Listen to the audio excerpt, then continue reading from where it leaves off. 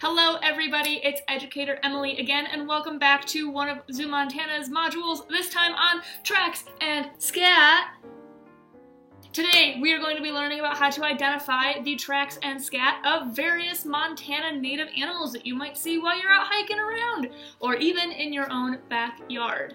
Today we will be looking at the tracks and the scat of the white-tailed deer, the coyote, the cottontail rabbit, the black bear, and the cougar, alright? And we're going to be looking at the tracks and the scat of each species, talking about what makes them so unique, and give you guys some tips and tricks on how to identify any tracks or scat, footprints and poop, that you might find while you are out in the Montana wilderness. Okay, cool, great. We're gonna learn all these fun ways to look at poop and footprints. Why on earth should I care how to do that, or even know how to do that? Very good question. We tend to think of poop as pretty nasty stuff. No one likes it. Everybody does it, but no one likes it. But scientists can actually use both of these features, the tracks and the scat, of animals to learn a lot about them without actually having physical eyes on this animal, alright? So tracks can tell us, what direction an animal is traveling. They can tell us how many animals were traveling together. They can also tell us the speed at which this animal was traveling. They can tell us how heavy it is, like how much it weighs, right? A heavier animal is going to leave a deeper track. And they also just allow us to be able to do counts of animals or record behaviors without actually ever having to see the animal. And paleontologists, people who study dinosaurs, even use footprints, fossilized footprints, to learn a lot about some dinosaur species. So why should we care about scat? Alright? Scat is, to most people, kind of gross. We don't like it. It's stinky. It looks weird. Ugh. There's a lot to be learned from an animal's poop. You can learn what it ate. You can learn how healthy it is, right? Because when things poop, if they have parasites in them, you're going to see the parasites in the poop. If they have a lot of parasites, they're not going to be very healthy. So you can learn what they ate. You can learn if they're healthy. You can get their DNA and their genetics from their poop. Alright, so this is a way to get important information from animals without ever having to physically touch them. You can tell what species it came from. Each species has a different looking poop. And you can also tell how long ago an animal has passed by the area based on how fresh the poo is. And there are many ways of which I am sure you can infer how to identify how fresh a piece of scat is. So come with me on this fun journey, and we are going to learn all about the tracks and scat of various Montana natives. Even better, at the end of this module, I'm going to lead us through an activity where we can eat our own homemade scat. So, the first tracks that we are going to be talking about today belong to the coyote. Now, coyotes are widespread throughout Montana, so if you are going hiking or even wandering around your own backyard, you might stumble across some coyote tracks. Now, here I have a fun little guide of North American predators, including Montana natives. So, here in the corner, right down here, this is a coyote footprint, alright? And you can kind of tell that it's unique because it is intermediate in size between the gray wolf in the middle and the cougar over here, which we will be talking about in a little bit. Now, coyotes are a little teeny canine creature, so their footprints are going to be fairly tiny, alright? So they're not going to really be much bigger than a lot of domestic dog footprints that you might see out on the trails. Another cool feature about coyote footprints and canid footprints in general is, do you guys see all of these little marks at the top of the toe? These are claw marks. So, unlike cats, who have retractable claws, meaning they can pull them in whenever they want, which is why, some cats can scratch things and some can't, because they can pull those claws in when they want, dogs cannot do that. They do not have that ability. So whenever you see a dog track, you are going to see the claw marks at the tips of the toes, because they cannot bring them in like a cat can. Now the fun part. Let's talk about scat. It's not real. It's not real. This is a replica, a very lifelike replica, might I add, of some coyote scat. So coyote scat, they are carnivores. So what you will commonly find in their scat are pieces of hair or bone fragments and occasionally some bits of grass. So the hair that you might find in these scats could be from squirrels, small rodents, or deer, all right? And you're also going to potentially find some of those bone fragments from the same animals in their scat.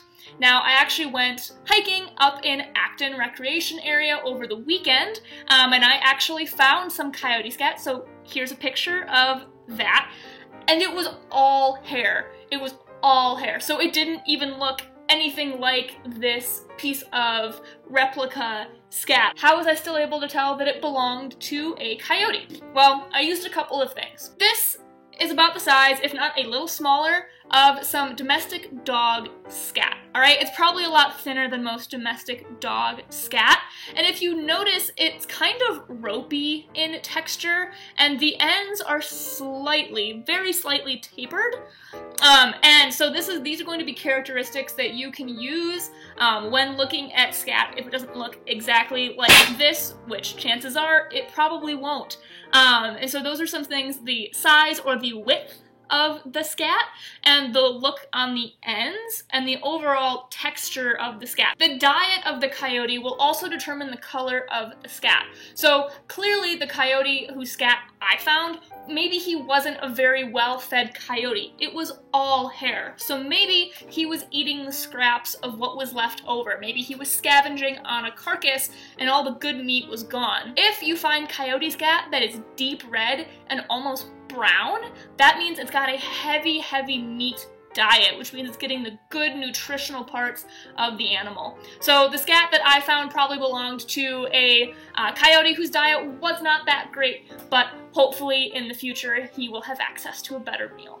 Now let's talk about some white-tailed deer tracks and scat. So these guys are very common throughout Montana, and they also coexist with the mule deer. So we're going to be talking specifically about white-tailed deer tracks and scat. White-tailed deer have hooves, so their tracks are going to be very unique and very different from all of the other species that we're going to be talking about today, which makes them probably the easiest to identify out of all of the animals that we're talking about. So here's an example of the front track of a deer. So this is its hoof print, right? And this is the front track of the deer. Here is the hind track of the very same animal. You guys can kind of notice some differences between the two tracks. The tracks in the front, so the front legs of the deer, tend to have larger hoof prints than those in the back, and the toes up here tend to be a little bit wider. I'll hold them both up so you guys can kind of see a comparison between the two. The toes in the front legs can also be a little bit more rounded than those on the hind legs. So again, this is the front, and these are the hind tracks of a white-tailed deer. Now, onto some white-tailed deer scat.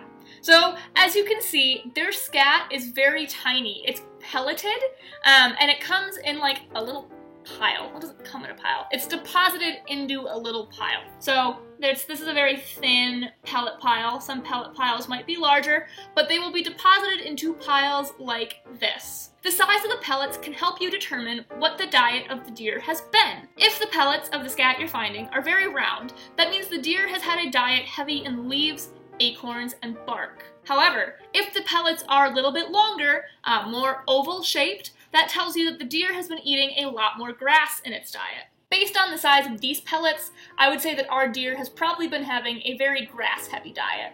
So you know how I said that white-tailed deer scat gets deposited in a pile? Well, the bigger the pile, the bigger the deer. The bigger the animal, the more poop it can make. Now let's talk about cougars, predators of white-tailed deer. These guys have many names, from mountain lion, cougar, puma, catamount, which I just learned last week. Apparently it is short for cat of the mountains. So, new favorite phrase for mountain lion, or catamount. Mountain lions are fairly timid and afraid of humans, so it's very difficult for us to actually observe these animals in their natural environment. So, tracks and scat are often the only ways that we are able to identify that a mountain lion has been in the area. All right, time to use this fun little diagram again. So, do you remember when we were talking about the coyote track over here, and I mentioned its claws at the top, and how all canids, you'll be able to see the claw marks? Well, cougars are felines, and felines, like I said, they can retract their claws in. So the only time that you are ever going to see a cougar track with claws is if they are walking on slippery ground or are chasing prey and need a little bit of extra grip. Otherwise, the cougar footprint, which is this one right over here, they're typically not going to have any claw marks. Now, if you look at it compared to like the coyote track or the gray wolf track in the middle, you'll see that the cougar track is a lot shorter and stouter, or fatter, than the other tracks that we have. So it's going to be a little bit wider, and it's going to lack those classic claw marks of the canines. So that's how you can identify some cougar tracks. This is closer to the size of many domestic dog prints. When I was out hiking this weekend, I actually mistook a domestic dog footprint for a cougar footprint. How did I tell it apart? Those classic canine claws. It lacks the claws, it's gotta be a feline. If you are tracking animals in the snow, another way you can tell that you are tracking a cougar is the tail marks. If the snow is very high, you will actually see their tail leaving a drag in between their footprints as they walk through a snowy environment. In cougars, front tracks will also be larger than hind tracks, so you can use that to figure out the direction in which the animal was going. Here's our fake cougar scat. So unfortunately, on my hike, I did not find any real cougar scat to give you guys a comparison, but you can already kind of tell looking at this one as opposed to the fake coyote scat, you can already tell some crucial differences between the way that they look. So you guys can really see the tapered ends on this scat. They're a lot more drastic than on the coyote, so they're going to come to a finer point at the end here. It also looks a little bit ropier, more clustered and clumpy than our coyote scat. Like coyotes, cougars are carnivores. They eat a lot of deer and even sometimes some rabbits. So you will also find the hair of those species as well as the bone fragments in this scat as well. So make sure that that doesn't trip you up when you're trying to differentiate coyote scat from cougar scat. The best techniques is to use the size of the scat and how tapered those ends are. Let's talk about some bunnies. We're going to be talking about cottontail rabbits now. So Montana is pretty cool. We have 3 species of cottontail. We have the eastern cottontail, the desert cottontail, and the mountain cottontail. For this part of tracks and scat, we're not going to be differentiating tracks and scat of these animals by their species. We're just going to be talking about cottontail rabbits as a whole. The tracks of cottontail rabbits are unlike any of the tracks that we have seen so far. So here I have a mold of the hind foot of a cottontail, right? And the hind feet are where you're gonna find those big, classic bunny feet. Their front feet are very small. So the rear tracks of a cottontail can be anywhere from 2 to 4 inches long, depending on the individual. Obviously, the bigger the rabbit, the bigger the hind track. If the rabbit is hopping, you will see the tracks of the hind legs in front of the front legs, actually, which is very strange. So you'll be able to see how they're traveling. The hind tracks will kind of create a rectangle with the front tracks, because it's going to go hind tracks, front paws, hind tracks, front paws, and the hind tracks will be a lot farther apart than those of the front legs. The best time to see cottontail tracks is in the winter as they bound across the snow. That's going to be when their tracks are going to be most obvious. Now let's look at some cottontail rabbit scat. So like the white-tailed deer scat, it will also come in like a pelleted pile. But if you hold the two up next to each other, this is the white-tailed deer and this is the cottontail rabbit, the pellets themselves actually look a lot different. Cottontail pellets are going to be a lot rounder than the white-tailed deer pellets.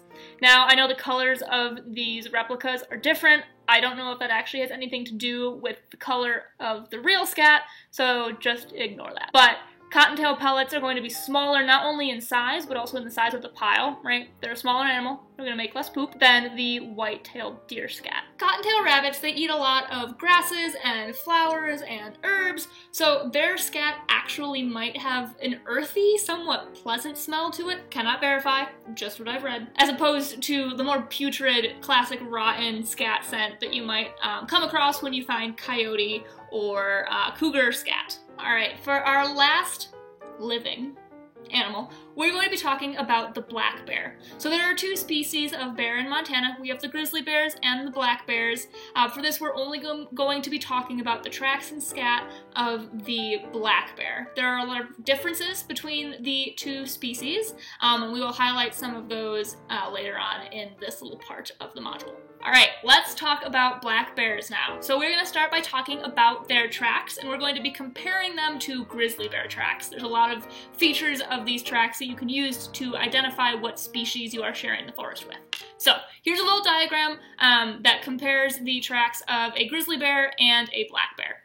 This extremely helpful track diagram is from Western Wildlife Outreach. So the black bear is the footprint on the left. The grizzly bear is the footprint on the right. Now, the footprint on the top is going to be the footprints of their front legs, and the track in the back is going to be from their back legs. For both species, you can see that the front track is a lot smaller than the back foot track. So, with black bears, you can tell it's a black bear because you'll be able to draw a straight line across the palm pad, which is this wide part of the track, all the way across the toes, while you're only cutting off the 5th digit. So when you are drawing this line across the palm pad, you will be cutting off the 5th digit of the black bear track. If you do that same thing with the grizzly bear track, all of the toe pads will be above that line, all right? And the toes on a grizzly bear track are also going to be closer together, and the claws will be farther away from the actual toe pads. Looking at the back tracks, you can see that the tracks of a grizzly bear are a lot larger than those of the black bear. The black bear hind track kind of resembles a human footprint in a way, whereas the back track of a grizzly bear kind of just looks like a fat, upside-down triangle with 5 toes at the top. This poop is like the size of my head. I saved their scat for last because it is the largest. Black bear scat tends to weigh between like half a pound and a pound, so it's very hefty poop. It's very dense poop. It's very common to find black bear poop that almost looks like chia seedy or like pomegranate-y because it's so full of berries and seeds that it will be like this bright, vibrant red and full of the seeds from the fruits and the berries that it's eating, and it will be a very key thing for you to use to identify whether or not you're looking at the scat of a grizzly bear or the scat of a black bear. Unlike the other scat for the animals that we have talked about so far, black bear scat is very thick. It's very thick and it's very tubular. The ends don't really taper like that of the coyote or the cougar. It's been a very big trend throughout this video. The bigger the animal, the bigger the scat, and this is the biggest animal that we have talked about so far, and its scat is massive. I love you. I love you. Now for some extra funsies. So remember how I said that the black bear was the last living animal that we were going to be talking about? And how in the very beginning of this video, I said that paleontologists even use fossilized tracks and scat to learn about their animals? Right now, I am holding the fossilized footprint replica, so it's not real, of a Utah carnosaur. So this is the footprint of a dinosaur, and it is bigger than my head. This footprint belonged to a theropod dinosaur, which were the dinosaurs that walked upright bipedally on 2 legs and ate meat. So think things like Allosaurus or T-Rex. These guys were your theropods and they were your carnosaurs. So just like the modern animal tracks can tell us a lot about the animal that left them, paleontologists can use a lot of the same tips to identify and learn a lot about dinosaurs. So like I said, this is a fossilized footprint. So I think this one was actually found in a mine somewhere. So this is like the mold of it. So in reality, these footprints are going to be like imprinted in the ground, and the depth of the footprint can tell a paleontologist how big the dinosaur was, in addition to using like the overall size of the footprint. So looking at this track, you can not only tell that by how long it is, that it was a very big dinosaur, but if I turn it sideways, this is a very thick track. It's very thick. So the animal that left it would have to be very heavy to leave an indentation this deep. which is slightly terrifying. So the size and depth of a fossilized track can tell a paleontologist how big the dinosaur was. The distance between the tracks can also tell the paleontologist how the animal was walking. Was it running, chasing after prey, or maybe was it being chased? Was it walking slowly and leisurely? If there's multiple tracks in the same area, maybe that dinosaur lived in family groups. So a lot can be inferred from the footprints of animals that don't even exist anymore, which is pretty cool. Alright, so now that you guys have learned all about the tracks in scat, how to identify them, how to tell them apart, cool fun things about them, it's time to take your newly found knowledge and apply it to an at-home activity where you can make and then eat your own scat. So, how are we going to do that? If you have brownie mix at home, you can probably do the same thing with chocolate cake mix, but we're going to use brownies for the instructions. So you can also make sure that you have some mix-ins, right? We want our scat to be as biologically accurate as possible. So you can use things like M&Ms or craisins or raisins for fruit, marshmallows or pretzels for bone fragments, green sprinkles for grass, or maybe, green frosting if you want to make something like that. So I'm going to show you guys my scat plate, and I'm so excited to eat it. So this is my scat plate. I was making brownies during the whole time that I was filming this video earlier. So before you do this, please make sure that your brownies are cool, right? You don't want to burn yourself on your brownie pan. So I'm going to be making black bear scat. So here's my very crumbly brownie. Here are some craisins for my mixed in berries, as well as some M&Ms. So my black bear has really been stuffing up on them berries. So here's the real black bear replica scat. So I'm going to try and make this brownie scat look as much like that as possible. So I'm going to take this brownie and I'm going to break all table etiquette rules, and I'm going to use my hands and I'm going to make it tubular, just like this. Oh yes, look at that turd. I'm going to make some more. This is still slightly warm because I am impatient. Please be more patient at home. Alright, now I have my turd piles, just like that, but it's still missing its mix-ins. So now I'm going to take my craisins, shove it in there, just like that.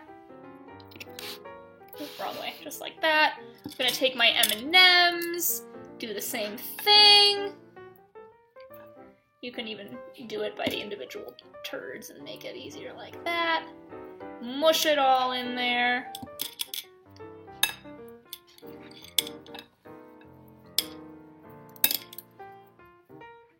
Oh yeah, look at them berries.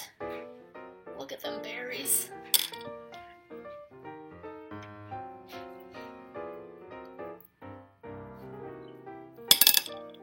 Alright.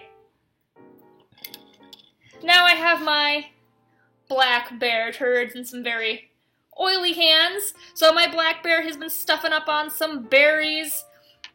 He's pretty happy, he's pretty stoked. But remember, you don't have to do black bear tracks. You can do coyote, you can do cougar, you can do white-tailed deer. Maybe you can do another animal that isn't native to Montana. You can even maybe do your domestic cat or domestic dog.